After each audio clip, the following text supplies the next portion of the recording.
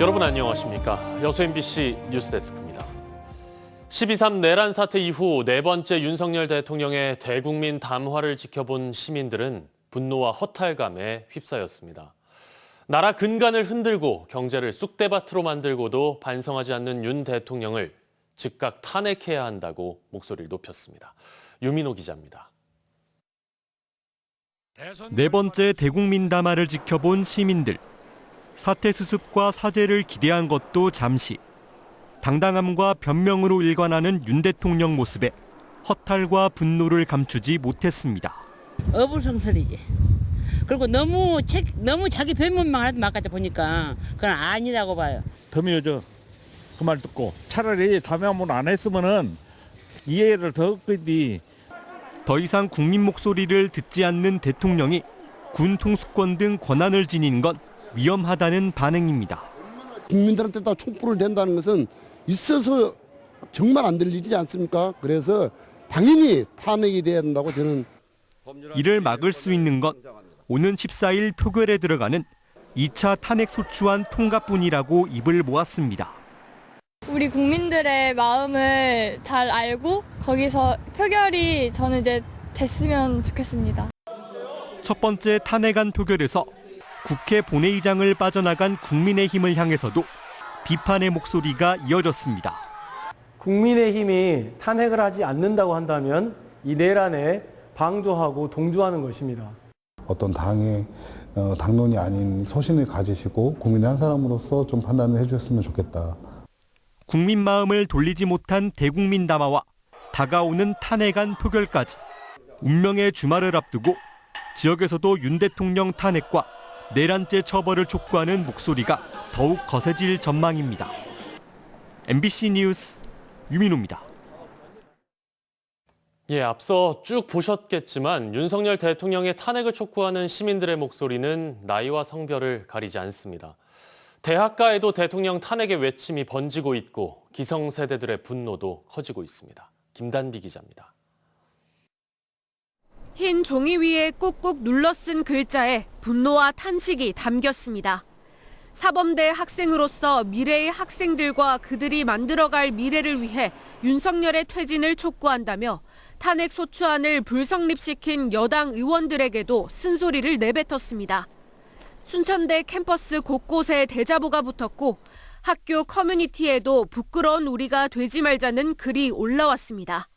나라 상황이 그렇지 않으니까 되게 한편으로 마음도 안 좋고 이제 저희 순천시 내에서 진행하고 있는 시위에도 가끔 참석하고 있습니다. 살면서 이런 걸 볼 일이 있나 싶었는데 근데 이렇게 돼가지고 믿기지가 않고. 10대들 사이에서도 단호한 목소리가 거침없이 터져나오고 있습니다. 수능을 치른 고3 수험생은 그동안 배운 역사가 부정당했다며 집회 참여를 독려했습니다. 어린이부터 다 남녀노소 할 것 없이 다 참여해야 된다고 생각을 해요. 민주주의 국가인데 그렇게 국민을 무시하고. 이승만, 박정희, 전두환 정부를 직접 경험한 세대에게는 이번 12.3 내란 사태가 더 무겁게 다가옵니다. 그 시절 겪은 공포와 아픔을 떠올리며 과거로의 후퇴는 막아야 한다고 말합니다. 5.18 터지니까 광주 내려서 데모온 사람들이에요. 밀집한 사람들이. 정상적인 생각을 갖고 있다면 우리나라 문화, 경제 이런 수준에 안 맞는 행위를 한 거예요. 11.6 그때 아기를 놓고 일주일 됐는데 일주일 만에 그게 터졌어. 이제 배꼽도 안 떨어진 아기를 업고 어디로 피란을 갈 거요. 대통령만 하면 돼, 윤석열. 대통령만 하면 돼. 나이와 성별에 상관없이 윤석열 대통령 탄핵을 외치며 한마음 한뜻으로 목소리를 높이고 있습니다. MBC 뉴스 김단비입니다. 윤석열 대통령의 대국민 담화에 지역 정치권도 일제히 반발했습니다. 전남도 의회는 윤석열 즉시 체포와 탄핵을 촉구하는 긴급 결의안을 채택했습니다.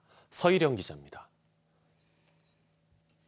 윤석열 대통령의 즉시 체포와 탄핵을 촉구하는 결의안이 전라남도 의회 본회의를 통과했습니다. 도의원들은 윤석열 대통령의 담화는 내란 행위에 대한 반성 없이 헌법 질서를 유린하고 있다고 강도 높게 비판했습니다. 내란 속의 피해자 윤석열은 야당을 반국가 세력으로 몰아붙이며 본인만이 자유민주주의를 지킬 수 있다는 극우적 망상에 사로잡혀 있습니다. 이에 전라남도 의회는 윤석열의 즉각 퇴진을 촉구합니다. 무안군 의회에선 국민의힘 국회의원들의 탄핵 저지 행위를 규탄하는 내용의 탄핵 촉구 결의안이 채택되는 등 분노는 시군 의회까지 이어지고 있습니다. 김영록 전라남도지사는 스스로 반국가, 반헌법 세력임을 국민 앞에 자인했다며 윤석열 대통령을 내란범으로 즉시 체포하라고 목소리를 높였습니다. 민주당 전남도당은 탄핵 표결에 불참한 순천 출신 국민의힘 인유한 의원에게 사퇴하라며 저격했고, 정의당 전남도당은 국민을 우롱한 윤석열의 즉각 탄핵을 촉구했습니다. 금속노동조합 광주전남지부와 목포 시민 비상시국회의는 윤석열 대통령의 대국민 담화는 제2의 내란 선동이라고 반발했습니다. 시민들은 윤석열 대통령의 인식 수준이 정상이 아니라며 여당인 국민의힘은 탄핵에 참여하라고 요구하고 있습니다. 탄핵을 해서 얼른 끝내야지. 그래야 얼른 정상으로 돌아갈 거 아니에요, 정치가. 전남 지역 정치권과 시민사회단체는 2차 표결이 진행되는 토요일 대규모 서울 상경투쟁에 나설 계획입니다. MBC 뉴스 서유령입니다. 네. 27년 전 오늘 전두환과 노태우를 비롯한 군부 세력이 군사 반란을 일으켰습니다. 17년이 지나고서야 이들의 내란 혐의가 인정됐는데요. 현직 대통령의 12.3 비상계엄을 두고 내란죄 수사가 진행되고 있는 지금 당시 판결이 새삼 주목받고 있습니다. 임지은 기자입니다. 1979년 12월 13일 새벽 국방부 벙커를 지키던 한 초병. 전두환의 반란군과 끝까지 맞서 싸우다 총 4발을 맞고 숨졌습니다. 광주 동신고를 졸업한 고 정선엽 병장의 죽음을 기리는 추모식이 군사반란 당일이자 그의 기일을 하루 앞두고 열렸습니다. 12월 3일 밤 국회 앞에 죽기를 작정하고 계엄군을 저지하려고 모였던 국민들은 45년 전의 고 정선엽 동문이며 44년 전의 광주 시민들이었습니다. 그렇게 수많은 이들의 목숨을 짓밟고 독재의 신호탄을 날린 전두환은 그로부터 5달 뒤 비상계엄령을 전국으로 확대합니다. 민주주의를 회복하려 했던 광주 시민들에게 급기야 총뿌리를 겨눴습니다. 무고한 시민들의 피를 흘리게 한 전두환은 17년이 지나서야 역사적 심판을 받게 됩니다. 헌정 질서를 수호하기 위한 광주 시민들의 정당한 행위를 폭동을 일으켜 진압했다는 겁니다. 광주 시민을 잔인하게 난폭하게 진압함으로 인해서 헌법기관인 국무위원들에게 위협을 가한 것이다. 그래서 그 헌법기관의 권한 행사를 불가능하게 한 것이다 라고 본 것이죠. 현직 대통령에 의해 벌어진 12.3 비상계엄도 마찬가지입니다. 야당이 공동 발의한 탄핵소추안에는 전두환이 받는 내란죄 혐의가 그대로 적시돼 있습니다. 윤석열 대통령은 계엄권을 견제하는 유일한 수단이자 헌법기관인 국회 장악을 최우선 목표로 했습니다. 무장한 군인을 국회에 투입시켜 궁극적으로는 전 국민을 두려움에 떨게 했습니다. 내란의 2가지 요건인 국헌문란과 폭동을 모두 충족시켰다는 게 법 전문가들의 지배적인 의견입니다. 전두환 노태우의 내란이나 윤 대통령의 지금 일종의 친위 쿠데타와 같은 이런 내란 행위는 그 법적 평가가 달리될 수 없다. 대통령의 지위에서 오히려 역으로 헌정 질서를 중단시키고 헌정을 유린한 행위는 더 그 죄책이 더 크다고 볼 수도 있다. 설령 국헌문란의 목적을 달성하지 못했다고 하더라도 대법은 폭동이 시작된 순간 내란죄가 성립한다고 봤습니다. 윤석열 대통령이 주장하는 2시간짜리 내란이어도 미수에 그친 게 아닌 이유입니다. 하지만 윤 대통령은 오늘도 헌법적 결단일 뿐 내란이 아니라며 비상계엄의 정당성을 펼치고 있습니다. 대통령의 비상계엄 선포권 행사는 사명권 행사, 외교권 행사와 같은 사법심사의 대상이 되지 않는 통치 행위입니다. 형법 87조에 따라 내란 우두머리 전두환은 1심에서 사형 판결을, 2심에서 무기징역을 선고받았습니다. MBC 뉴스 임지은입니다. 민주당 전남도당이 국민의힘 인요한 의원의 의원직 사퇴와 함께 도민들에게 사과할 것을 요구했습니다. 민주당은 오늘 성명서를 통해 인요한 의원이 대통령 탄핵소추 표결 불참과 12.3 내란 사태 상설 특검, 신속 체포 요구안, 비상계엄 해제 요구안에 대해 모두 반대표를 던져 내란의 부역자임을 고백했다고 성토했습니다. 민주당은 또 과거 인요한 의원이 1980년 5월 광주 민주화운동 때 시민군 통역을 담당하며 항쟁의 진상을 세계에 알렸다고 밝혀왔지만 이는 의원이 되기 위해 전남 도민들을 기만했던 새빨간 거짓말임이 명확해졌다고 비판했습니다. 편법 논란이 제기된 광양시 서울사무소장 주거비 지원을 두고 경찰이 사실관계 확인에 들어갔습니다. 광양경찰서는 최근 주거비 지원의 위법성 여부를 가려달라는 고발장을 접수하고 관련 내용과 예산 집행 과정 등 사실관계를 파악하고 있습니다. 광양시는 임대차 계약서 등 관련 서류 없이 정인화 시장의 국회의원 시절 보좌관 출신인 박모 서울사무소장에게 올해 총 2,400만 원을 주거비로 지원했습니다. 최근 광양시의회 총무위원회는 내년 예산안에 반영된 2,400만 원을 전액 삭감했습니다. 지난 9월 여수국가산단 내 도로에 설치된 스팀 배관이 폭발하는 등 배관 신규 증설이나 점검을 하면서 화학물질 유출 사고가 자주 발생하고 있습니다. 이 같은 사고를 예방하고 대응하기 위해 전국의 화학산단으로는 처음으로 여수산단 내 배관망 정보를 누구나 QR로 찍어서 확인할 수 있는 시스템이 갖춰졌습니다. 최우식 기자가 보도합니다. 여수 국가산단 내에서 파이프랙이나 지하에 설치된 각종 배관망은 총 연장 2,129km. 이 가운데 유해 화학물질이 담긴 배관만 559km에 이르지만 여수 산단이 조성된 지 50년이 넘으면서 노후된 배관일수록 화학물질 정보와 배관 관리 주체, 방제 요령 등의 정보가 명확하지 않아 늘 위험성이 제기되어 왔습니다. 환경부 화학물질안전원은 지난 1년 동안 4억 5천만 원의 예산을 들여 최신 배관망 정보를 손쉽게 확인할 수 있는 1차 시스템 구축을 완료했습니다. 전국의 화학산단으로는 처음으로 여수산단 내 배관망에 적용된 겁니다. 여수산단은 지상배관이 75% 이상으로 구성되어 있습니다. 배관 정보가 현행화가 된다면 사고 대응 및 평소 안전관리에 효율적으로 활용될 수 있을 것으로 기대됩니다. 누구든지 휴대전화로 QR을 찍으면 해당 파이프라인의 위치와 소유 업체, 긴급 연락처 등을 곧바로 알 수 있습니다. 총 208곳에 QR 표지판이 설치됐는데 배관망의 시작과 끝 지점, 고위험 지역, 배관 정보 변경 지점, 교차 지점, 선형 구간 등 대부분 주요 위험 구간들입니다. 이번 QR 표지판 설치를 통해 우선 유사시 신속한 초동 대응이 가능해지고 평상시 유지보수나 안전관리가 용이해질 것으로 기대하고 있습니다.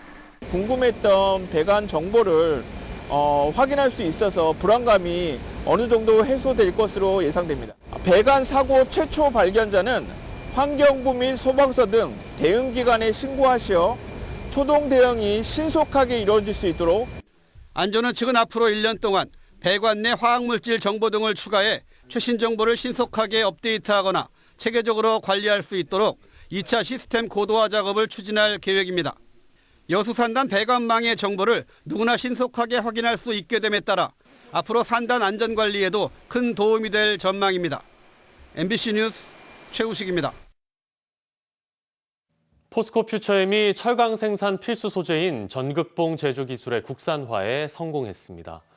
포스코 퓨처엠은 산업통상자원부의 탄소산업 기반 조성 사업 국책과제 추진을 위한 주관 기관으로 선정돼 4년 9개월여의 연구 개발 끝에 직경 300mm 고품질 인조 흑연 전극봉 제조 기술의 국산화에 성공했습니다.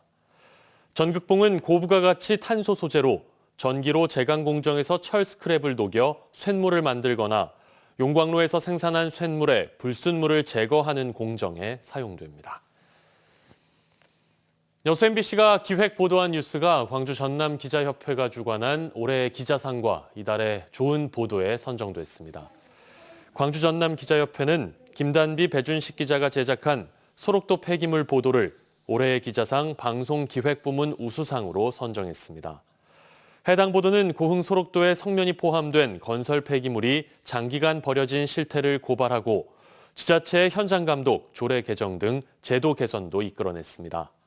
또 최황지, 박찬호, 배준식, 송정혁, 정은용 기자가 취재한 쌍둥이 여아 살해 사건 심층 보도는 해당 사건의 지자체 관리 소홀 등을 추가로 지적하며 11월 이달의 좋은 보도에 선정됐습니다. 그래서 희망 2025 나눔 캠페인에 성금 보내주신 분들입니다. 주식회사 스타테크 박원균 회장의 직원 일동 5천만 원 보내주셨습니다. 고흥군 점안면 구천마을 주민 일동 72만 5천 원, 포두면 전동마을 주민 일동 56만 4천 원, 점안면 장남마을 주민 일동 55만 2천 원, 도하면 황촌마을 주민 일동 34만 5천 원, 점안면 한동마을 주민 일동 27만 2천 원, 순천시 나간면 교촌마을 주민 일동 27만 원, 도사동 25통 동편마을 주민 일동 25만 원, 송강면 장안마을 주민 일동 24만 8천 원, 상사면 동백마을 주민 일동 18만 원, 상사면 문화마을 주민 일동 17만 원, 순천시 나간면 성북마을 주민 일동 13만 원, 월등면 외동마을 주민 일동 13만 원, 승주읍 남강마을 주민 일동 12만 2,500원, 월등면 이문마을 주민 일동 12만 원, 송광면 오룡마을 이장 이연거 10만 원, 순천시 송광면 외송마을 주민 일동 8만 5천 원, 월등면 유평마을 주민 일동 7만 8천 원,